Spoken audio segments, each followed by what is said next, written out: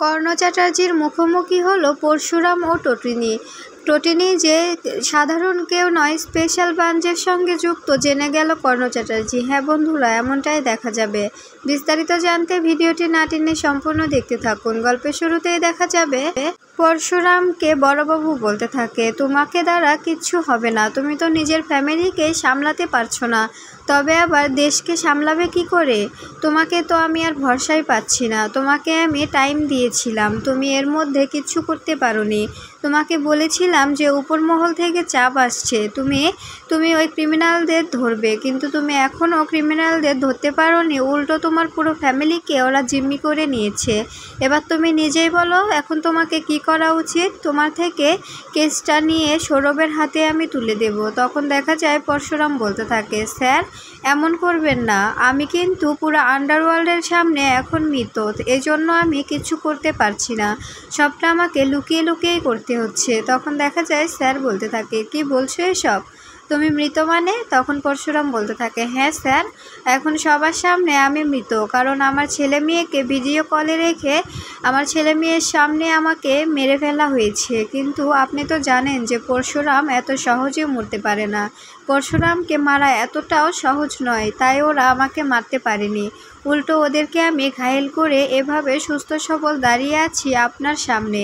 এরপরে বলরাম বলতে থাকে, হ্যাঁ স্যার, আমি জানি যে ও পারবে, প্লিজ আপনি আমাদের কথায় ভরসা পেয়ে ওকে সুযোগটা দিয়ে দিন। তখন দেখা যায় পরশুরাম বলতে থাকে, এবার আমাকে সময় দিন, তা না হলে আমি নিজেই এই কেসটা ছেড়ে দেব।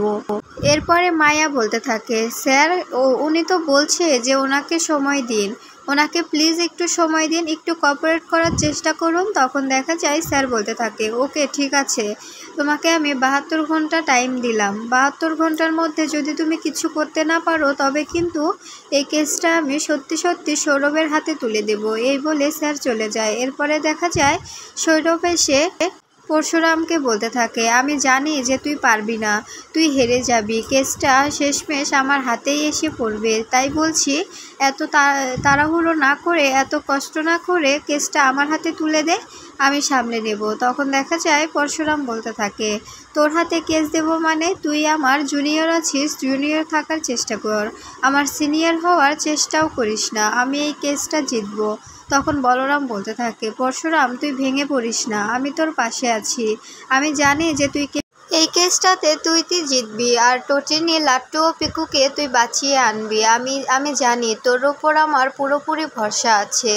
আর তখনই দেখা যায় পরশুরাম কাঁদতে থাকে। তখন বলরাম বলতে থাকে, কাঁদিস না ভাই, তুই এভাবে কাঁদলে তোকে এভাবে কাঁদা মানায় না, তোর চোখে এভাবে জল মানায় না, তুই কাঁদিস না। এরপরে দেখা যায় পরশুরাম বলতে থাকে, আমি কি করব আমি কিচ্ছু বুঝতে পারছি না, যেভাবেই হোক আমার টটিনি, লাট্টু, পিকুকে আমার খুঁজে বের করতেই হবে, আর ওই কর্ণ চ্যাটার্জিকেও আমি অ্যারেস্ট করব। এবার আর কর্ণ চ্যাটার্জি আমার হাত থেকে কোনোভাবেই বাঁচতে পারবে না।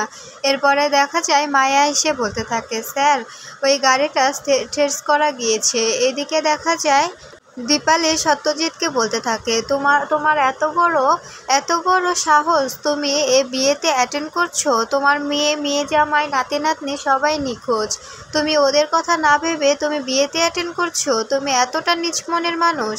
নিজের মেয়ে যে নিখোঁজ হয়ে আছে, নিজের মেয়েকে একটুও খোঁজার চেষ্টা করছো না? আমি জানি যে তুমি জানো যে টটিনি, শিবপ্রসাদ ও লাট্টু, পিকু কোথায় আছে, প্লিজ বলো। তখন দেখা যায় সত্যজিৎ বলতে থাকে, আমি সত্যি জানি না ওরা কোথায়, প্লিজ বিশ্বাস করো, আমি সত্যি জানি না। তখন দীপালি বলতে থাকে, আমি তোমার কথা বিশ্বাস করি না, আমি তোমাকে একটুও বিশ্বাস করি না, তুমি দুমুখ সাপের মতো হয়ে গিয়েছো, তাই তুমি নিজের মেয়েকে এভাবে বিপদে ফেলে অন্যের মেয়ের বিয়েতে এভাবে আনন্দে উল্লাসিত হয়ে উঠেছো। তাই বলছি তুমি এখনও সময় আছে, ভালো হয়ে যাও, এমন কোনো কাজ করো না যার জন্য পরে তোমাকে পস্তাতে হবে। তখন দেখা যায় সত্যজিৎ বলতে থাকে, তুমি কিন্তু এবার বেশি বেশি বলে ফেলছো। ঠিক তখনই দেখা যায় সেখানে জিৎ আসে আর বলতে থাকে, কি হয়েছে, দুজনে কি কথা বলছো?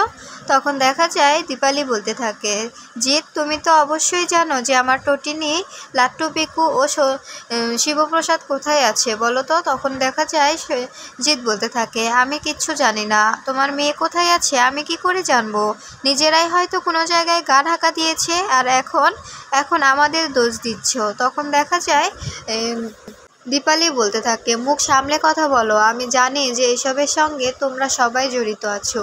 তুমি, তোমার দাদা, ওই কর্ণ চ্যাটার্জি সবাই মিলে আমার মেয়ে জামাই ও নাতি নাতনিকে কিডন্যাপ করেছো। যদি ওদের কিছু হয় তবে কিন্তু আমি কাউকে ছেড়ে কথা বলবো না। তখন জিৎ বলতে থাকে, হয়তো মরেছে তো কি হয়েছে, ওরা তো গরিব, ওরা মরলে কিছু হবে না। তখন দেখা যায় সত্যজিৎ কাঁদতে থাকে আর বলতে থাকে, দীপালি তুমি বিশ্বাস করো আমি এসবের বিষয়ে কিছু জানি না। তখন দীপালি জিৎকে বলতে থাকে, এবার কিন্তু আমার ধৈর্যের সীমা শেষ হয়ে যাচ্ছে, এবার কিন্তু তোমাকে আমি থাবড়াতে বাধ্য হব, কারণ তুমি আমার মেয়েকে আমার সামনে মৃত বলছো। ও গরিব তো কি হয়েছে, ও তো আমার মেয়ে। তোমার মেয়ে আরাধ্যাকে যদি কেউ মেরে ফেলে তোমার তখন কেমন লাগবে? ঠিক তেমনই আমার মেয়ে তো টটিনি, তাই না? আমি তো পেটে ধরেছি, আমি তো বড় করেছি। তখন দেখা যায় জিৎ বলতে থাকে, বড় করেছো তো কি হয়েছে, ও তো আর আমাদের সঙ্গ দেয় না। ও তো এই তো 8-9 বছর হলে যে ওই ছাপোষা মানুষটার সঙ্গে আছে, আমাদের সঙ্গে কোনো যোগাযোগ রাখে না, আমাদের সঙ্গে কোনো কথা বলে না। তার জন্য তো ও আমাদের কাছে মৃত, তাই ওর হয়ে আমাদের কাছে কিছু বলতে এসো না। এই বলে জিৎ সেখান থেকে চলে যায়। এরপরে দীপালি সত্যজিৎকে চেপে ধরলে তখন সত্যজিৎ বলতে থাকে, আমি দেখছি যে জিৎ কিছু জানে কি না। এরপরে দেখা যায় সত্যজিৎ উপরে উঠে যায়। এরপরে দীপালি বলতে থাকে, আমার মেয়ের যদি কিছু হয় আমি সবটা তোলপাড় করে দেব। এদিকে দেখা যায় মায়া, বলরাম ও পরশুরাম তিনজনে গাড়িটার কাছে চলে আসে। এরপরে মায়া বলতে থাকে, বস এটাই সেই গাড়ি, এই গাড়িটা করেই টটিনি, পিকু ও লাট্টুকে শেষবারের মতো তুলে নিয়ে আসা হয়েছিল। ঠিক তখনই দেখা যায় সেখানে বাদল কাঁঠালের বউ আসে। এরপরে দেখা যায় পরশুরাম বলতে থাকে, আপনি কে? তখন দেখা যায় সে বলতে থাকে, আমি বাদল কাঁঠালের ওয়াইফ। এরপরে দেখা যায় পরশুরাম বলতে থাকে, তো আপনার হাজবেন্ড কোথায়? তখন দেখা যায় বাদল কাঁঠালের ওয়াইফ বলতে থাকে, আমি তো কিছু জানি না ও কোথায়, আমি ওকে ফোন করছি কিন্তু ওর ফোনটা সুইচ অফ বলছে, আমি ওকে কোথাও খুঁজে পাচ্ছি না। তখন দেখা যায় পরশুরাম বলতে থাকে, সত্যি সত্যি বলো, তা না হলে কিন্তু ভালো হবে না। আর ও কোথায় আছে, কোথায় গিয়েছে, কেন গিয়েছে, সবটা আমি জানতে চাই। তখন দেখা যায় এই মহিলাটা কাঁদতে থাকে আর বলতে থাকে, সত্যি বলছি আমি কিচ্ছু জানি না, ও কোথায় গিয়েছে, কেন গিয়েছে আমি তো বুঝতে পারছি না। ও হঠাৎ করে এভাবে গা ঢাকা দিয়েছে কেন? ও কি কোনো অপরাধ করেছে নাকি? তখন পরশুরাম বলতে থাকে, অপরাধ করেছে তো, এই জন্যই তো গা ঢাকা দিয়েছে। ওকে আমরা কিচ্ছু করব না, শুধু ওর থেকে আমরা কিছু কথা জানার চেষ্টা করব। তখনই দেখা যায় মহিলাটা কাঁদতে থাকে আর বলতে থাকে, আপনি কে?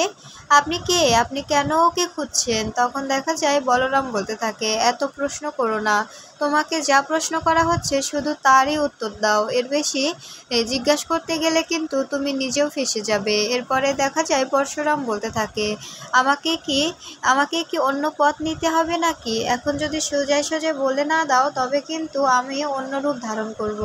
আমি জানি যে তুমি সবটা জানো, তাই ভালো করে বলছি, কোথায় আছে, কেন আছে, সবটা বলে দাও, তুমি সবটা জানো। তখন দেখা যায় বলরাম বলতে থাকে, এভাবে মনে হয় কাজ হবে না, আমাকে কি সাহায্য করতে হবে? তখন পরশুরাম বলতে থাকে, না তুই কিচ্ছু করবি না, তুই ওখানে যেমন দাঁড়িয়ে আছিস সেমনই দাঁড়িয়ে থাক, তোকে কিচ্ছু করতে হবে না, যা করার আমিই করছি, আমি দেখে নিচ্ছি যে ও কি মুখ খোলে কিনা। এরপরে দেখা যায় পরশুরাম বলরামকে ইশারা করে ওদেরকে সরিয়ে দিতে বলে। এরপরে দেখা যায় পরশুরাম বলরামকে বলতে থাকে, এখানে ওই মহিলাটিকে কড়া নজরে রাখ, আমি জানি যে ও কথা বলার চেষ্টা করবে ওর হাজবেন্ডের সঙ্গে। এরপরে দেখা যায় মহিলাটি সেখান থেকে না গেলে তখন পরশুরামকে দেখে বলতে থাকে, প্লিজ বলুন আপনি কে?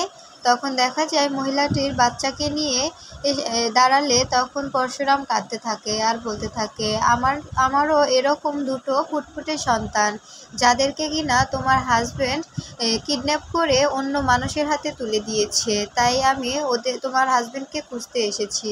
কিছু করব না, শুধু জানার চেষ্টা করব যে ওদের কোথায় নামিয়ে দিয়েছিল। এদিকে দেখা যায় কর্ণ চ্যাটার্জি ডেরায় এলে তখন টটিনি কর্ণ চ্যাটার্জির সামনে একজনকে শ্যুট করে দেয়। এরপরে কর্ণ চ্যাটার্জি ভয় পেয়ে যায় আর বলতে থাকে, তুমি এভাবে সাধারণ একজন মানুষ হলে এভাবে তো কখনো শ্যুট করতে পারবে না, তুমি কে? তখন দেখা যায় টটিনি বলতে থাকে, আমি কে সেটা না হয় পরে জানা যাবে। আপনি যদি এখন কিছু জানতে চান তবে কিন্তু আমি এখন আপনাকে শ্যুট করতে একটুও দ্বিধাবোধ করব না। এদিকে দেখা যায় বাদল কাঁঠালকে ধরে ফেলে পরশুরাম। এরপরে দেখা যায় বাদল কাঁঠাল ভয়ে সব সত্য বলে দেয়, কোথায় টটিনি লাট্টু ও পিকুকে নামিয়ে দিয়েছে, ও কর্ণ চ্যাটার্জির নামও বলে দেয়।